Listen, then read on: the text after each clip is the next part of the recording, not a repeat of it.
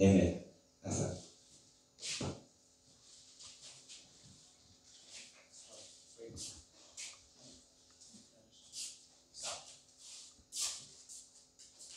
Bwana Yesu asifiwe. Amen. Bwana asifiwe. Amen. Ni tumekono siku nyingi, mwaka huu hatujaonana. Haleluya. Amen. Bwana asifiwe sana. Amen. Nashukuru Mungu, huyo Mungu ambaye ametulinda tangu mwaka jana mwaka huu tumeingia. Bwana asifiwe sana. Amen. Na kama venye ndugu wamesema na mzee wetu, huwa na maneno hawa wazee, huwa na wazee kama hawa ndani ya nyumba ya Bwana. Nashukuru Mungu sana. Wameona mengi. Haleluya. Amen. Na wako na hazina. Hivyo wanaponena wanasikia hilo sikuwa nimesikia. Amesema kwamba si kawaida mochari hazijajaa. Juzi tu hapo hivyo kwetu akatoka kijana aliajiriwa tu juzi tu ana miaka kama 26 27. Huyo ni kijana bado hajakuwa mzee. Na akasema atatoka saa 9 saa 8 aende saa 9 aende kwao, aende aone mtoto wake pale upande wa Samburu, arudi asubuhi yake ndio kazi saa 8. Alipotoka saa 9 alikuwa na motorbike. Akaendesha motorbike yake vizuri sawa. Akapita hii ile yote na wenye wanajua pande za Nyahururu hizo, enda akapata ajali pande hiyo mbele ya Olkalau pande hiyo. Nasahau jina la mahali hapo. Na akaanguka na akafa hapo. Alitoka akiwa mzima. Kijana kabisa. Kijana 28 years. 27 years. Hapo. Na sisi hakuna mtu anajua kwa mahali pengine, ni kwa watu wengine, si kwa watu wao. Ameanguka kwa barabarani, pikipiki yake hapa imelala. Na sasa ikapigwa simu. Mwenye aliona mtu mmoja tu aliona huyu mtu amekufa na sasa hata amekuwa baridi, hakuna mtu anamsaidia. Akasimamisha gari yake, akaenda akaangalia, akapata simu yake, akatoa laini, akaangalia kwa simu ile namba iko pale, wa kwanza kupigia ilikuwa ni ndugu yake. Unajua mwenye simu hii ndio amekufa kwa barabarani. Kumbe ni ndugu yake. Wa pili kupigia ni mke wake. Unajua mtu mwenye hii simu ndio amekufa. Kujeni mahali panaitwa hivi, akapeleka pikipiki akachukua ikapelekwa akaenda akaripoti kwa polisi, sio ikawa ni police case. So venye mnasikia wanasema only ikiangaliwa alitoka saa 9 hapa kwa kitabu chetu, na saa 10 nadhani saa 9 tu hiyo karibu saa 10 alikuwa ameenda. Si kawaida. Kwa hivyo si kama venye wamesema hiyo si kawaida. Venye ndugu wetu wamesema habari ya kanza. Nilikuwa na dada hapo. Nataka nielezee hivyo tu. Nitaenda kwa haraka kwa neno la Bwana. Hapo jirani yangu alikuwa ni customer wetu hapo Kayole, nilikuwa naenda kununua pale. Lakini hakuwa na maziwa yote alikuwa amekata maziwa. Kujua alikuwa na kanza. Na alipokaa kitambo kidogo ameenda. Sasa ukisikia kanza si kitu cha kuchezewa. Na ndugu anasema Yesu akaondoa. Ni kama nini? Wewe kama hujajua, mtu huwa anajua majaribu akiwa ndani yake ni kali. Lakini wakati unasikia mwingine unasikia wakati anaongea hapa ni rahisi sana. Lakini ukiwa ndani ya haya majaribu ndio unajua huu ni moto. Bwana asifiwe sana. Kwa hivyo si kawaida. Kwa hivyo ni vema kushukuru Mungu wakati wote. Bwana asifiwe sana. Ni vema tumshukuru Mungu kila wakati. Haleluya. Nilikuwa naleta haya maneno ili usichukue kama ni jambo rahisi hivyo. Kusema nimeonekana hapa. Hata mimi nimeonekana mahali hapa. Nimekaa tangu last year. Sijakuja. Bwana asifiwe. Pasa kijana ananiambia, wewe hata tukakutana na kijana pale akaniambia tunamkusimamia sana, lakini kila jambo lina wakati wake. Na mimi kuja hapa ni Mungu. Bwana asifiwe sana. Kwa hivyo nashukuru Mungu kwa yote, kuona na kuona mko wazima, na mimi mmeniona niko mzima. Tunashukuru Mungu, si kawaida kuonana tena. Kwa hivyo tunashukuru Mungu kwa hilo. Haleluya. Jambo lingine ni hili sasa, tunataka kuingia kwa neno la Bwana ambalo ujumbe ambao nimekunao, usiogope. Usiogope. Yes, haya yote yatakuja. Usiogope. Ndio Biblia inasema usiogope. Na neno letu tunalotangulia nalo tutasomewa katika kitabu cha Isaia 41 mstari wa 10 mpaka 13. Isaia 41 verse 10 to 13. Yeah. Isaia 41 verse 10. Nasema hivi.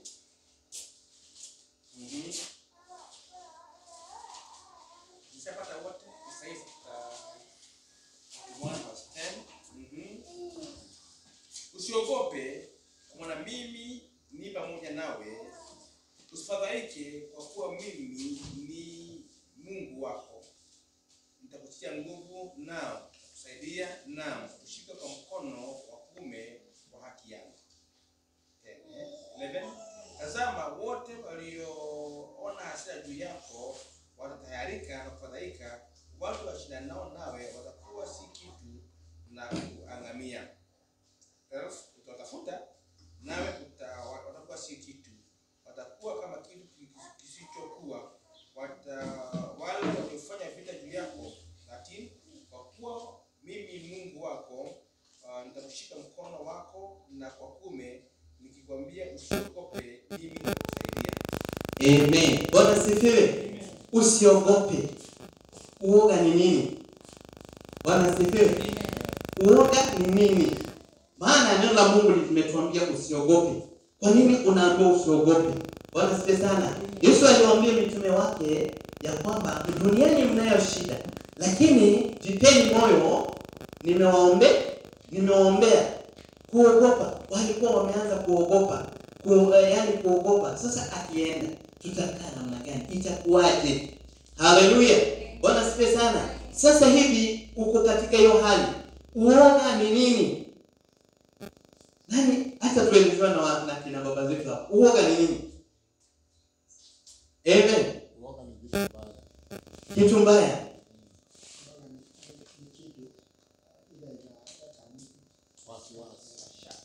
Shaka, yes. Yaani uoga ni kwamba kuna jambo ulikuwa unatarajia. Ndio tulileta kwa mfano ili uelewe zaidi uoga. Unaona, unaweza ona hilo ni tu uoga, unashindwa kuelezea. Si ni kweli? Uoga ni nini?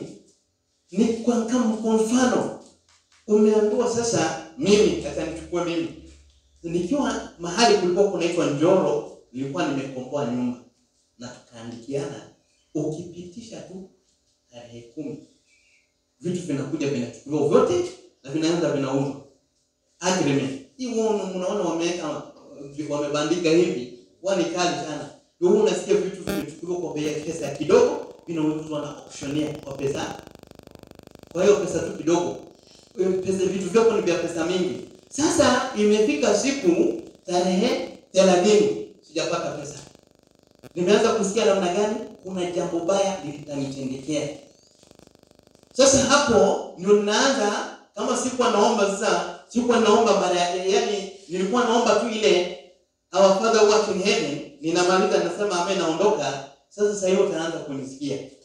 Bwana sifiwe. Utaanza kusikia usiku nimeamka saa 7. Baba, ni ahadi yako. Umeahidi kwamba hatutaibishwa. Bwana wa mabwana, nimeamini kwamba sitaaibika. Kwa sababu sasa hivi Bwana anasema sina pesa. Lakini Baba, wewe ndio nimekuangalia. Unasikiliza huyo mtu. Maana nyumba itachukuliwa, vitu vyangu pengine kwanza nilikuwa na vitu, nilikuwa tu nimefanya harusi. Hivyo na nilikuwa na vitu vyangu. Nilikuwa na self contained. Iko na bedroom ya wageni. Hiyo kwanza nilikuwa nimenunua vitu zangu. Bedroom yangu ilikuwa na viti na kitanda na vitu vingine, na sitting room nimenunua kiti, na nikarudi kwa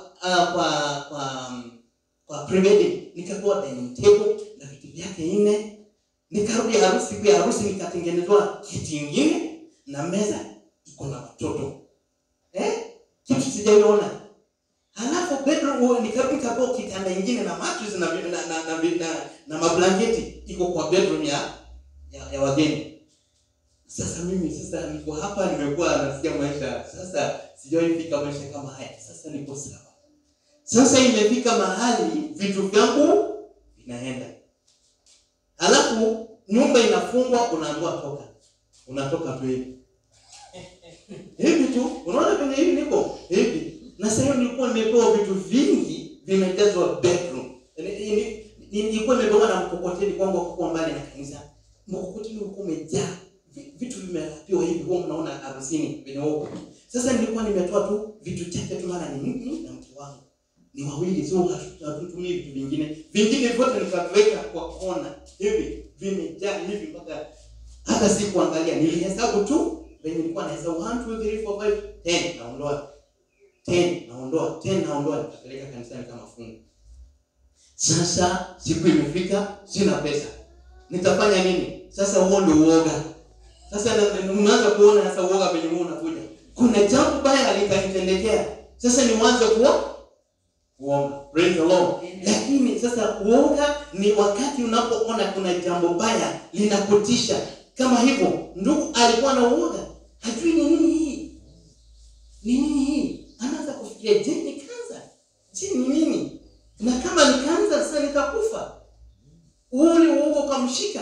Neno la Mungu linakuja. Sasa uko katika hiyo hali. Imefika siku hii ya leo, hata hujui lunchtime utakula nini. Bwana asifiwe sana. Hujui watoto wamerudi shuleni kama wangu bado hajarudi. Bwana asifiwe, wako nyumbani.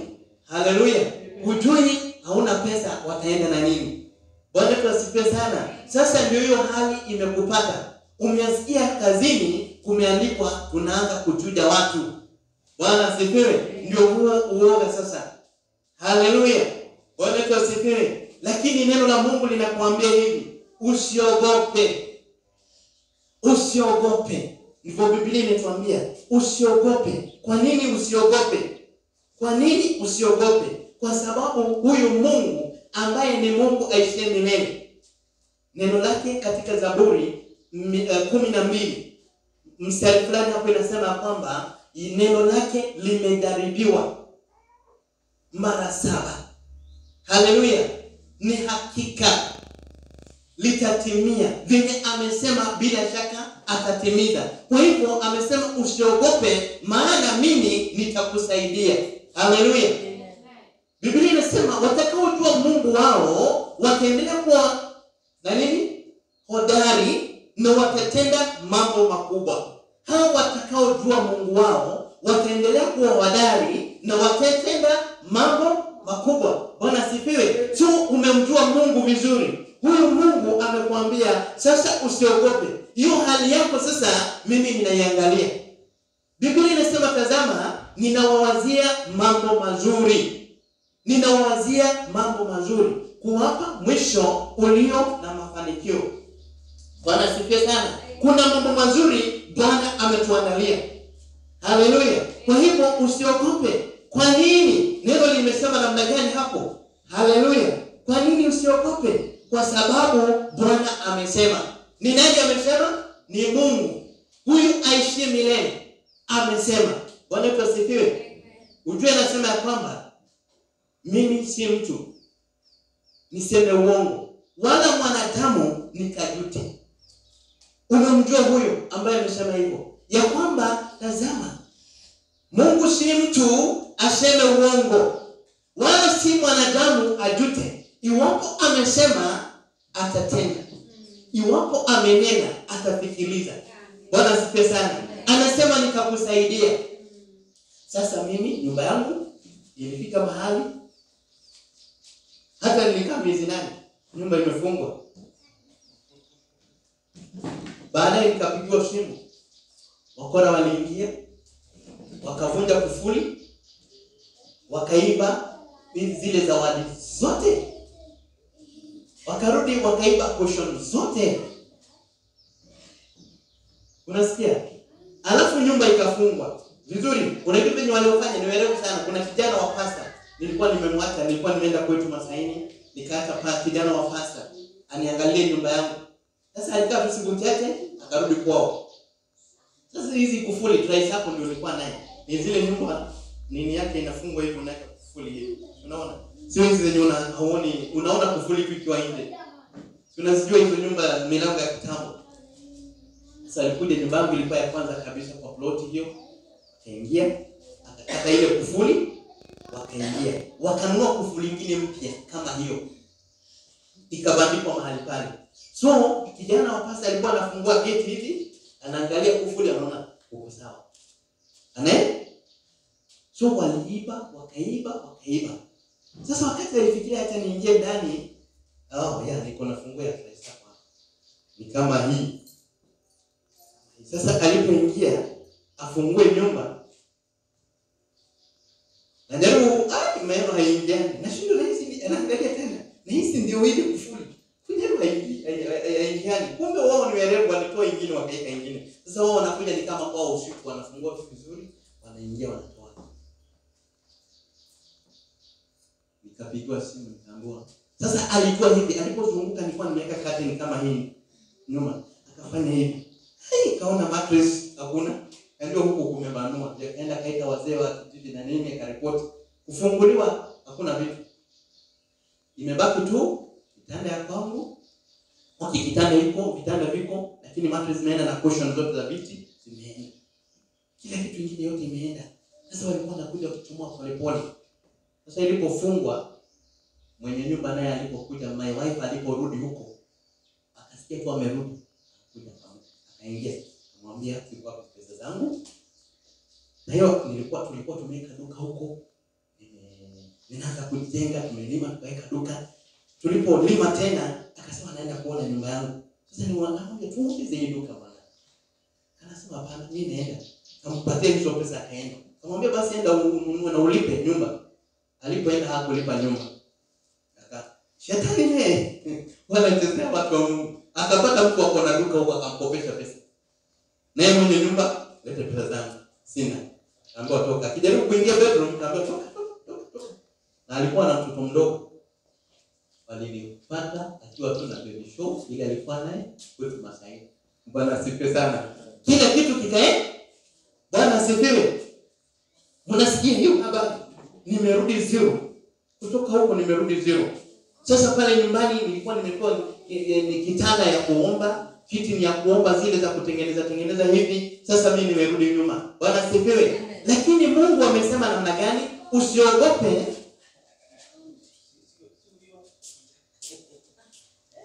Atakisaidiwa. Haleluya. Ndio tuliambiwa neno linasema tuwe kama watoto. Bwana asifiwe sana. Hapo very innocent. Haleluya. Bwana tuasifiwe. Mungu akaniambia usiogope. Sio mke wangu hashikike. Kila kitu kimeenda. Amerudi zero. Lakini Mungu ametuambia tusiogope, atatusaidia. Bwana asifiwe. Amen.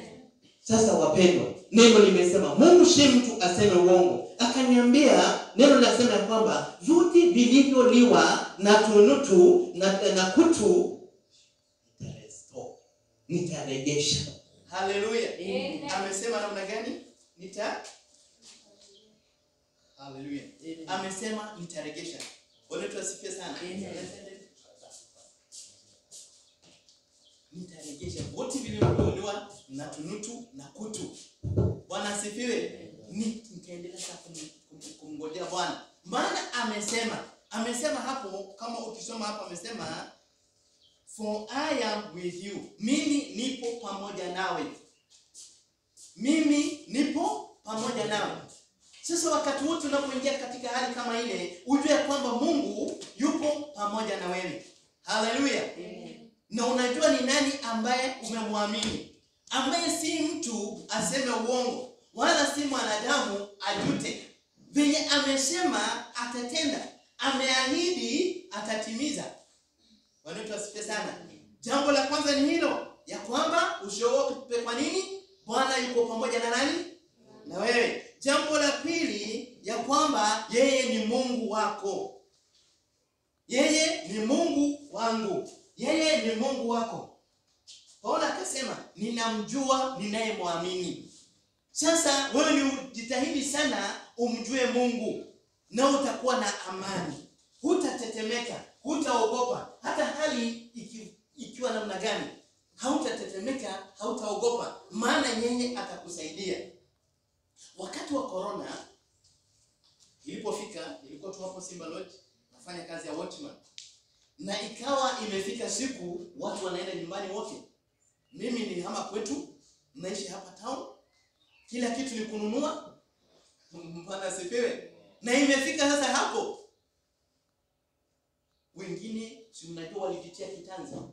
Kwa sababu amesimamishwa kazi, ana watoto, nyumba anataka kulipa. Maana hamjui yeye anayemwamini walijitia kitanzi. Si kweli? Haleluya. Lakini wewe unayemjua Mungu, mimi Mungu aliniambia nitakusaidia. Jambo la kwanza Mungu kama ndio nipata hiyo kazi, Mungu alinenea siku moja. Akaniambia hivi, tazama nimeweka mlango ulio wazi mbele zako, ambapo hakuna aweza kufunga. Na nikamwambia mtu wangu, Mungu ameninenea. Mungu huwa ananena kama venye yani kama venye ndugu aliota ndoto, akasikia kinenewa. Mungu huwa ananena kwa ndoto, kwa maono na hata kwa sauti. Kama venye alinenea Elijah. Akiwa amejificha mahali, alisikia sauti. Unasikia sauti ndani yako ikikwambia jambo. Hilo ni neno nilisoma. Nikasikia hili neno si kawaida. Kama my wife, nasikia Mungu ameninenea. Katika Revelation 3 verse 7. Ambayo inasema ya kwamba tazama nimeweka mlango wazi mbele zako. Na kweli kukaa siku kidogo nikaitoa kazi hapo. Halafu kwenda kwa ile kazi niambiwa ni 45 days. Na Mungu amesema mlango ameweka wazi. So ilipofika niko pale, mimi nasimama na ahadi za Bwana, nashikilia ile kazi kwa imani. Hallelujah. From 45 to permanent to 15 years now. This is the 15th year. Bwana asifiwe. Na hata hali hizo zikija, watu wanaambiwa waende nyumbani. Unakuta tu jambo Mungu mazingira alinipata hiyo kazi. Anafanya iwe hivi, mimi nikawa nimetoa niende Januari nyumbani. So sikuwa na days. Nikirudi kule, nilirudi karibu mwezi wa pili. Tarehe 6 imetangazwa corona imeingia. So ikasemekana watu wote na mahoteli imefungwa. Ndugu ni mwa hoteli anajua hiyo. Bwana asifiwe sana. Amen. Sasa watu wameambiwa waende nyumbani. Kuangaliwa wale wana masiku nyingi ndio walitangulia kwenda. Sisi tukabaki pale. Hiyo miezi yote mimi nilikuwa pale. Jambo la kushangaza ni hili. Ndio ujue Mungu wetu anatupenda. Usiogope maana mimi pamoja nawe. Nilikuwa naona sasa nikitumwa pale nyumbani. Hakuna atakwenda, kumewekwa nini lockdown. So uko pale una watoto walishe na una pesa, vibarua hakuna, utafanya nini? Ninamjua ninayemwamini. Haleluya. Watakao mjua Mungu wao wataendelea kuwa hodari na watatenda mambo makubwa. Bwana asifiwe. Hivyo jambo linatendeka ikawa mimi nimebaki pale. Alafu jambo linatendeka ikawa hakuna kukatwa mambo yote. So pesa yangu yote inaingia yote kwa account.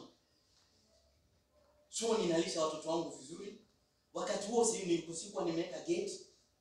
Ni wakati huo ninajenga gate. Ninapandisha na mawe hapo kwa gate. Maana mpaka watu wanashangaa. Maana wakati watu wanajitia kitanzi, wewe unaendelea kumwambia Mungu, hakuna Mungu kama wewe. Hakuna Mungu kama wewe. Hakuna Mungu kama wewe. Haleluya. Kwa sababu yeye amesema nini? Mimi ni pamoja nawe. Mimi ni Mungu wako. Je, unajua huyo Mungu wako ni wa namna gani? Uliza ndugu, atakwambia ni Mungu mponyaji.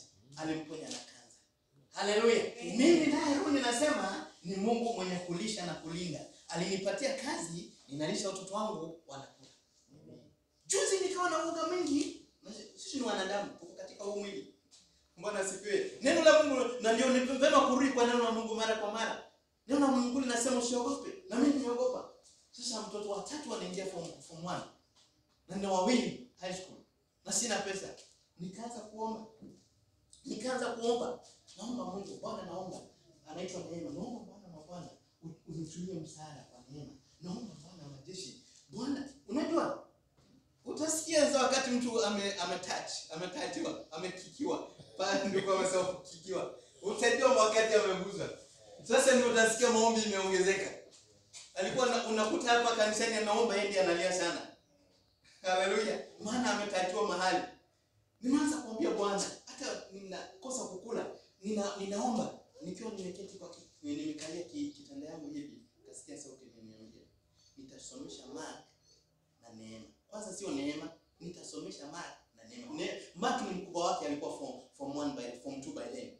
Neema anaingia form 1. Nikasema nitamngojea Bwana. Haleluya. Yeye amesema mimi nipo pamoja nawe, nitakusaidia. Haleluya. Mimi ni Mungu wako. Ukiendelea inasema hivi, atafanya nini? I will strengthen you. Nitakutia nguvu. Sasa hapo ndio hapo unaendelea kuona venye anakutia nguvu. Ameniambia sasa mimi niko pamoja naye. Na sasa unaanza kuona kumbe tunaandamana naye. Aliniambia pale nimefungua mlango. Hapa hivi usiogope, niko pamoja naye, nitakusaidia. Imefika mahali corona ndio hiyo. Mimi nalisha watoto wangu na ninakaa vizuri. Haleluya. Sasa imefika mahali mtoto anaenda shule, sina pesa ya kutosha maana nina wawili wako mbele. Sasa nimeanza kumlilia, si yeye ako pamoja na mimi? Ananiambia, sasa hata si huyo peke yake nitasomesha wote wawili. Nikangojea. Mungu akikunenea ngojea. Ni neno lake amesema mimi si mtu niseme uongo, wala si mwanadamu nijute. Iwapo nimenena nitatenda, iwapo nimesema nitatimiza. Ikafika wakati wa mtoto kwenda shule. Sasa nimekaa hivi, nilikuwa na ng'ombe kule nyumbani, nikaona nitauza hiyo ndama ili niongeze ndio aingie shule. Wakati nakaa hivi, huyu mkubwa sasa, wewe anaitwa Mark, ameenda kutembea huko, analetea alikuwa baba, kuna shule mahali nimesikia mtu anaenda 7,000. Ni kweli? Ni kweli? Tukatoka tukaenda huyo pastor. Kwenda huyo pastor akaniambia ni kweli, na akapiga simu akasema na hata na mwingine hata naye anataka hivyo. Haleluya. Bwana asifiwe. Amen. So ile ng'ombe niliuza ndama ni ya kununua, ilikuwa tu inatosha kununulia wasichana, kupeleka msichana shule, mtu unajua sio wamewapeleka. Sasa nini? Hiyo 20,000 vitabu vimeenda lote. Nilikuwa nimeuza ng'ombe 25,000. Zimeisha kwisha kabisa. Niendelea sasa kumngojea tena Mungu. Bwana asifiwe. Mungu anakuja kwa hiyo njia. Unakaa tu msichana ananiambia baba, sasa namwambia sasa kama sitaweza kupeleka body utaenda day school mahali Mark. Na sasa Mungu ameniambia hata Mark nitamsomesha. Haleluya. Lakini wao hawajui Mungu ameninenea. Ninangoja kuona Mungu. Bwana asifiwe. I will strengthen you. I will uphold you with by my right gracious arm. Bwana asifiwe sana. Haleluya. Nikaenda ni kweli. Nikatayarisha fare. Tukaenda na akachukuliwa. Nikamwata huko. Bwana asifiwe. Amen. Na wakati nimemwata huko nikauliza mwalimu, na niko na mwingine hapo shuleni, mkubwa wa huyu, nimlete. Mlete. Nikampeleka wote. Bwana asifiwe sana. Amen. Bwana asifiwe. Nikasikia mzigo umeshuka.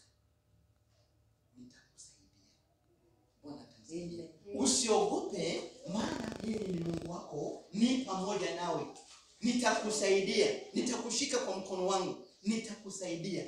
Haleluya. Nitakutia nguvu. Amen. Bwana wetu asifiwe sana. Bwana asifiwe. Bwana asifiwe. Amen. Kuna kitu kinaingia. Haleluya. Habari ya kumjua Mungu, habari ya kutokuogopa. Kama uko ndani ya Mungu huna sababu ya kuogopa. Huna, ni wewe tu. Biblia inasema hata sasa hamjaomba. Hata sasa nini? Hamjaomba. Hata sasa hamjaomba. Omba, mjaribu Mungu kwa maombi. Mjue sana Mungu wako na mema yatakutendekea. Haleluya. Bwana tuasifiwe. Maana yeye si mtu aseme uongo, wala si mwanadamu ajute. Na mimi niliporudi kazini nilianza kuambia Mungu. Nakumbuka mahali nilikuwa nimeketi akiniambia hivyo. Namwambia Mungu, hakuna kama wewe. Utabaki na nyimbo za sifa. Haleluya. Utakuwa na nyimbo za sifa. Nilikuwa mahali pabaya, nimefinyika kama venye Daudi alikuwa anasema. Nilikuwa mahali nimefinyiliwa, lakini Bwana akanitengeneza nafasi. Bwana wetu asifiwe. Maana Mungu wetu si kama mwanadamu. Sasa hivi ninaponena hivyo, unaona hali yako ni kama mlima hivi. Hakuna mlima. Bwana asifiwe sana. Kwa Mungu hakuna mlima asiyeweza kushusha. Bwana asifiwe sana. Nimalize na mfano huu. Palikuwa na mwalimu wa Sunday school. Huyu mwalimu akawa anafundisha watoto. Aliwafundisha ile neno linasema ya kwamba utakapokuwa na imani ndogo kama chembe ya haradali, utamwambia mlima huu ung'oke ukapandwe wapi? Baharini, na ndivyo itatendeka. Sasa watoto wakamweka mwalimu kwenye, wakampatia challenge. Wakamwambia neno la Mungu linasema hivyo. Tuambie huu mlima uondoke. Kuna mlima ulikuwa mahali fulani karibu na kwao. Mahali walikuwa. Kama saa hii, ni nani mwalimu wa Sunday school hapa yuko? Ambaye hii Longonot. Ni neno la Mungu limesema, si limesema? Na si neno la Mungu la kweli. Sasa tunaamini kwamba huu mlima utaondoka. Mwalimu akapa challenge, akamwambia pana, watoto wanamwambia tuombe huu mlima uondoke. Sasa mwalimu atafanya nini? Na wamesema na yeye ndiye amewafundisha. Akaingia kwa maombi na watoto wakaanza kuomba. Wanaangalia mlima kama unaondoka. Haleluya. Amen. Bwana asifiwe. Naye Mungu si mtu aseme wala si mwanadamu ajute. Kama amesema atatenda. Kama amenena atafikiliza. Katika mpangilio wa serikali kukawa mtokea tu kwa bunge ya kwamba tunataka barabara ipite wapi? Hapo. Na hiyo ni highway ile hapo. So nini zikawepo pale? Magreda na nini zote za mashovel na watu bako na nini. Zikaanza kubomoa ule mlima. Zikabomoa. Haleluya. Amen. Na gari zikaanza zikipita pale. Watoto wakiwa Sunday school wanashangilia. Wanasema mlima umeondoka. Unaondoka huko tena. Bwana asifiwe. Ni hivyo na wewe uwe hivyo. Mungu si mtu aseme venye amesema atatenda. Nini hiyo unataka kufanya? Bwana asifiwe sana. Nimeishi nilikuwa na maisha. Alikuwa anaanguka. Akienda shule anaanguka. Napiga ushindi nilikuwa. Nimeongeza moja pole. Nilisema kwa mfano, lakini nataka nilete hii yangu sasa. Alikuwa anaanguka. Anapiga ushindi ameanguka. Wakati mwingine ameanguka from morning hadi mpaka saa 8. Nakuta ameuma ulimi. Anapelekwa hospitalini. Naambia wewe uje akikaa masaa kama hata akaenda hivi. Nivema nini? Nikashika neno la Mungu liko katika Mika 7 mstari wa 7. Inasema hivi, lakini mimi nitamtazamia Bwana, nitamngojea Mungu wa wokovu wangu. Mungu wangu atanisaidia. Usifurahi juu yangu adui yangu, niangukapo nitasimama tena. Nikapo gizani, Bwana atakuwa nuru kwangu. Bwana tusifiwe sana. Tukaanza kukariri na watoto, tunakariri na wao. Hiyo ni moja ya yenye tulikuwa tunakariri. Na tunakariri na yeye anakariri. Faith comes by hearing and hearing the word of God. Tunakariri kila asubuhi, jioni, tukilala asubuhi, hivyo kila wakati tukiomba. Kijana akapona. Bwana asifiwe. Kijana akapona. Pastor ni shahidi wangu, alinisaidia akanipeleka hospitali fulani, ilikuwa maana ilikuwa pesa ya kununua hizo dawa ni very expensive. Akanipeleka mahali huko kani maimani unaitwa Ubuntu. Akaenda akanionyesha na wale. Nikaanza kupeleka kijana kule nipewe dawa. Maana dawa moja nasikia ni 7 shilling. Na na meza ngapi? 2. So 140 daily. Bwana asifiwe. Lakini baada ya kusema hilo neno ni neno la Mungu. Kijana alipona. Yeye aliacha madawa na akapona. Maana Mungu si mtu aseme uongo wala si mwanadamu. Iwapo amenena atatenda. Iwapo amesema atafikiriza. Na Mungu awabariki.